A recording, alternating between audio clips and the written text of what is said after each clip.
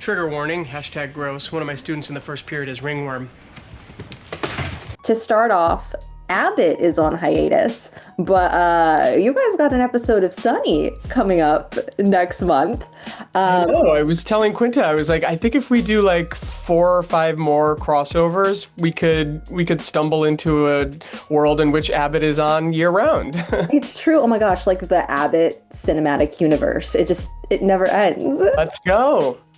Yeah, Well, I'm so excited for people to see their take on that same day. It was such a blast working with them. I've been such a fan of their show, obviously, for a very long time. And yeah, they're incredible. They're obviously doing sort of like something that we cannot do, which is the R-rated version of that day. But it was so fun.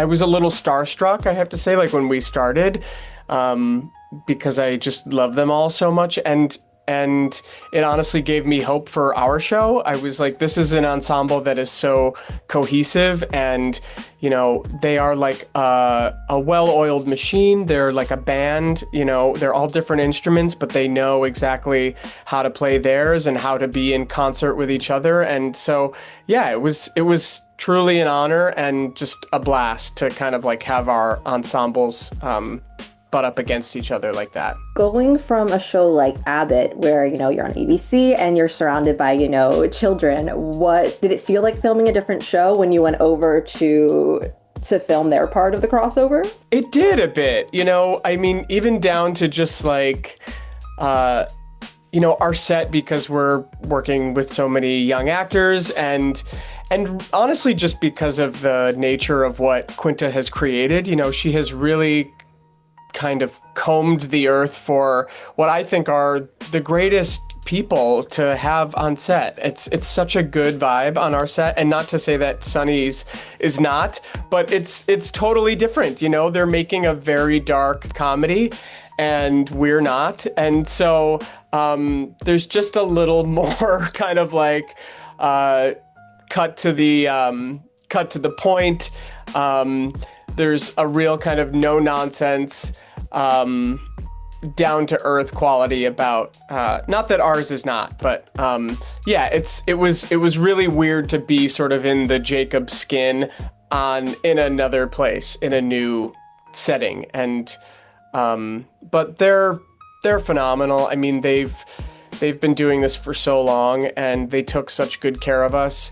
And comedy is really a universal language, and so as much as the vibe on set is, not something that we were used to, it kind of feels the same. Well, I guess if we want to jump into Abbott Elementary season 4, an iconic season, but each season is iconic.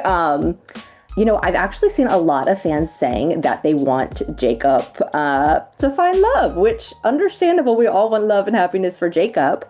Do you think Elijah, who's Bill in Jacob's phone, could be, a potential romantic interest next season? I don't know. We'll see. I think it's definitely a possibility. I love that. I love that the fans are saying that. Yeah, I feel like we dropped some hints last season, and certainly like expanding the Abbott verse, bringing people into the family.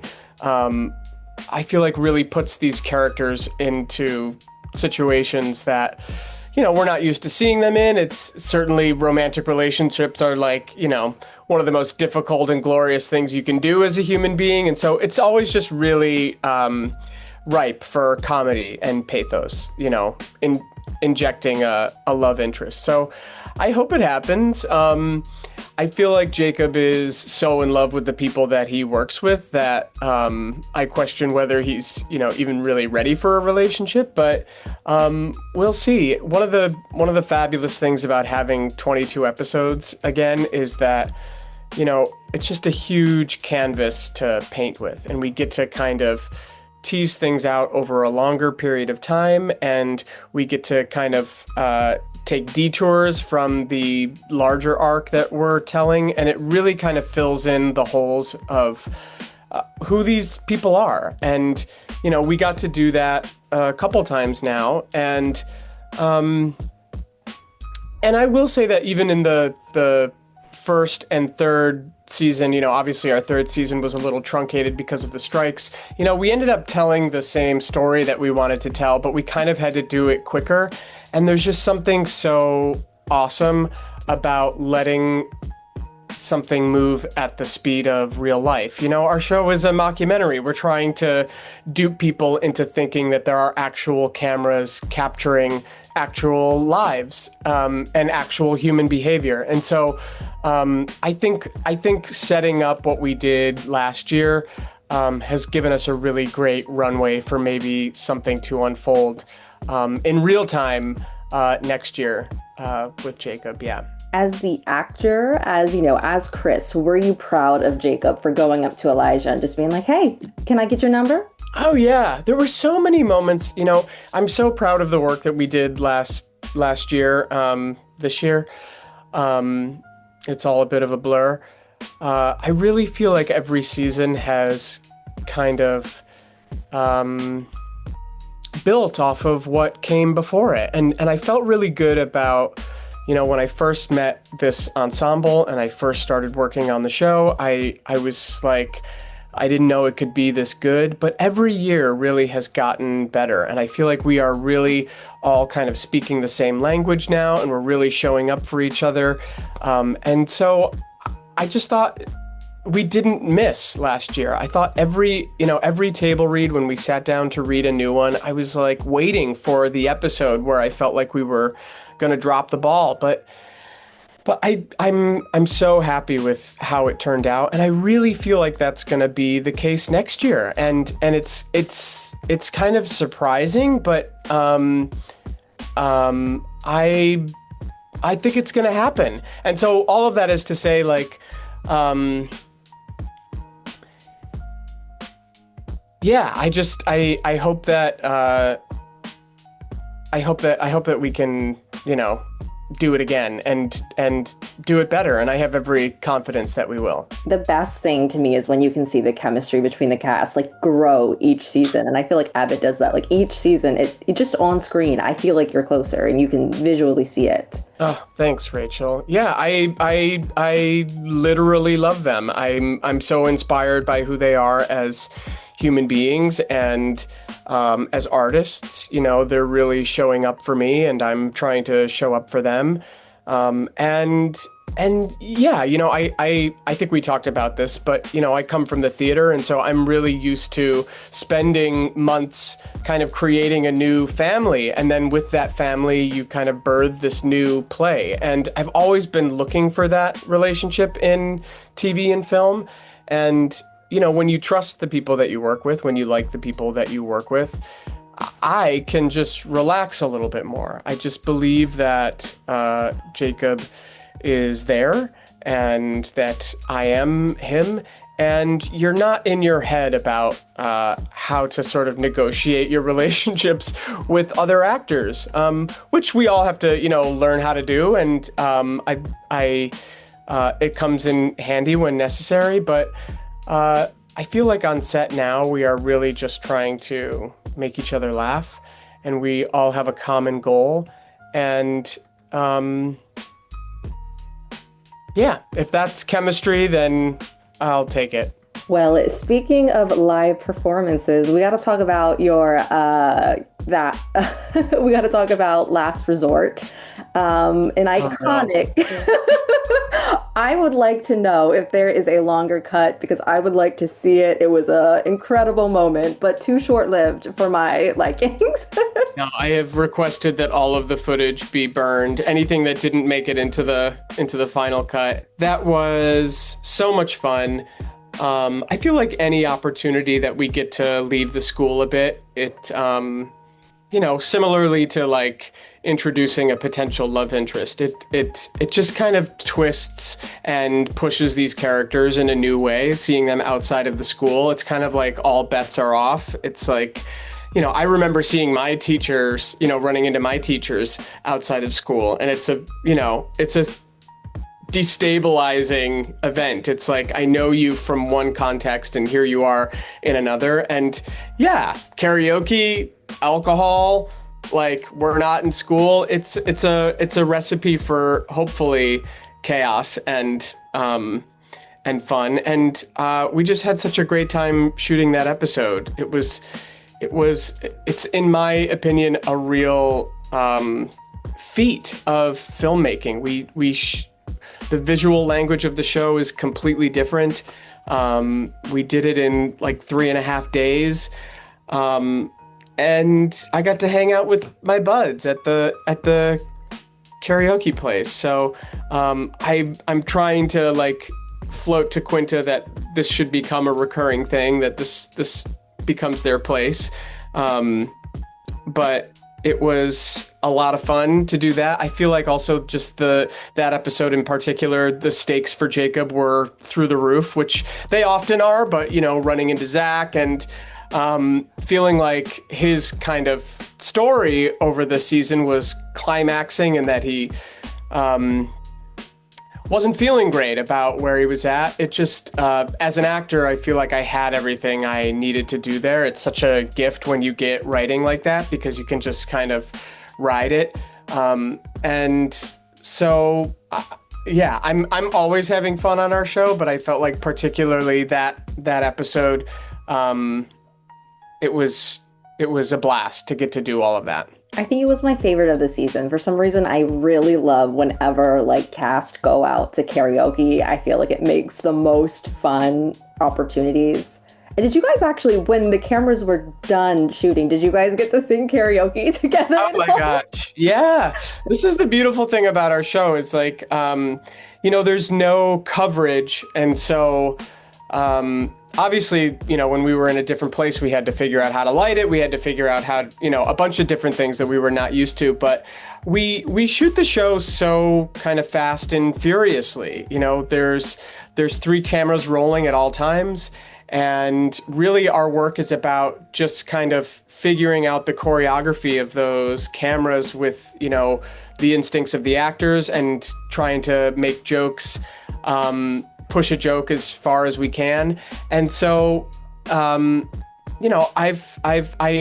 said it, I feel like a million times that I have, for so many reasons, like the best TV job. I'm playing a character I love. I'm working with people I adore, and I'm out of work by sometimes before lunch. And so we had a lot of extra time to hang out at the karaoke place. And it was also, airing toward the sort of the end of our season. And like I said, most of our crew has been with us from the pilot. And so it really feels like a big family now. And yeah, that one, thank you for saying that it was your favorite. I think it's probably my favorite of the season as well. It was so great. I really think these opportunities where we certainly haven't told all of the story yet inside the school, but when we leave the school, crazy things can happen. And I think we're going to leave the school very early this season, which I'm pumped for. Let's talk about Jacob and Melissa, because that is a friendship that I have not been expecting, but I was super excited about. How would you say that their working relationship has changed since they've become roommates? I would say not much. I feel like Melissa is a character that, she's kind of a tough nut to crack. I love Lisa so much. I feel like it's such a weird thing to be with a character this long, because I've known this character almost as long as I've known Lisa, and the line between Lisa and Melissa is ever blurring. I think obviously she's such a gifted actor and she can do anything, but it's interesting to see how our writers are sort of like stealing things from our lives and what they know about us as people and sort of infusing that into these characters. But, Lisa is like Melissa, endlessly loyal and ferocious protector of the people that she cares about. And yeah, I love her so much as a person, and so I'm so glad that they kind of started that last season. I feel like there's more to go. There's more to milk out of the fact that they are roommates. And so I hope that Jacob doesn't move out anytime soon. But yeah, all of that is to say, she, I think, has softened slightly, just because we're under the same roof.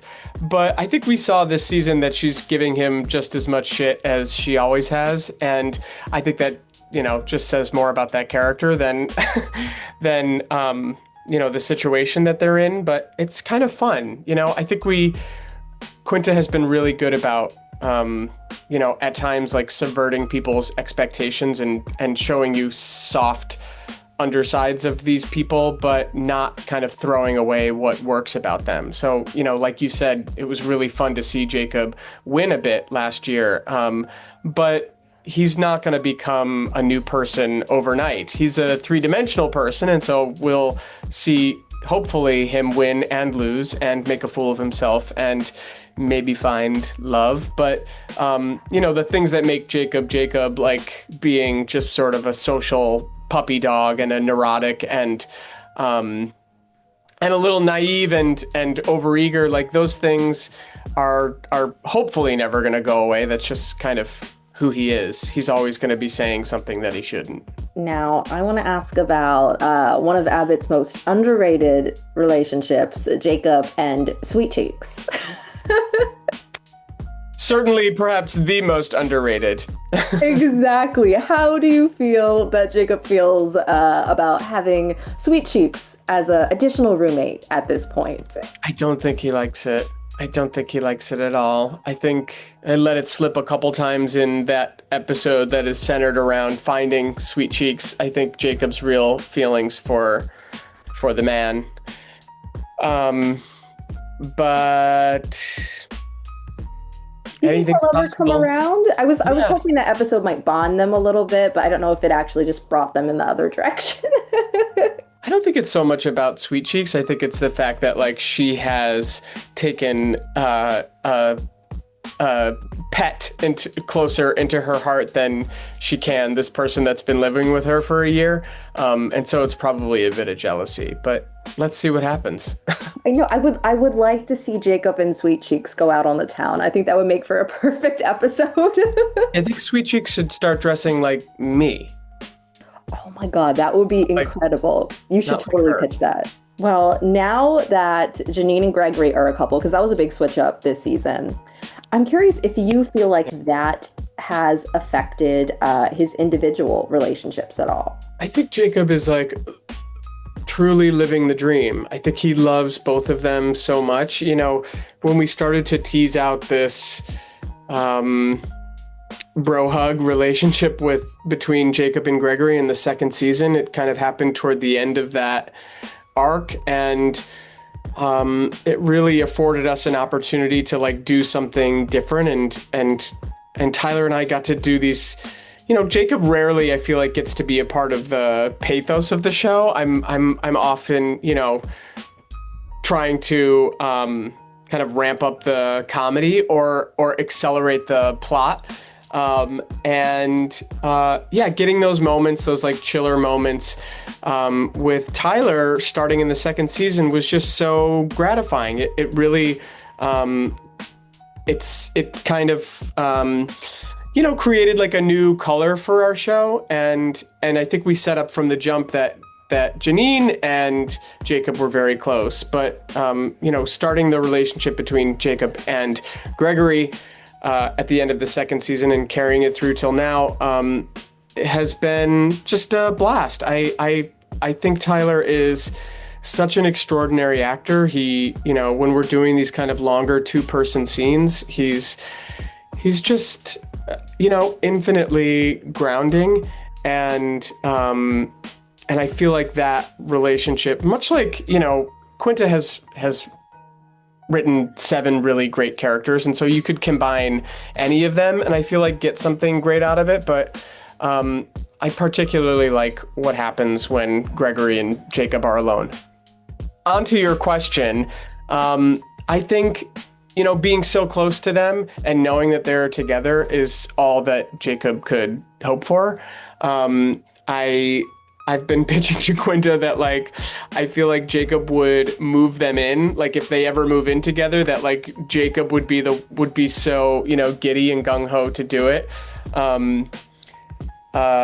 I think he still doesn't sort of understand like how much of a third wheel he is, but yeah, I think it's happy days. You know, if I know Quinta, she's gonna turn it on its head probably, and you know, as soon as you think you know what's happening or what's gonna happen, she will find some way to, you know, show you that you're wrong. So who knows? I don't know what is in store for them, but I think it's particularly cool right now, and I think Jacob would absolutely implode if for some reason they weren't together. So Jacob is probably the biggest Janine and Gregory shipper there. Number one fan. Yes, he holds that title.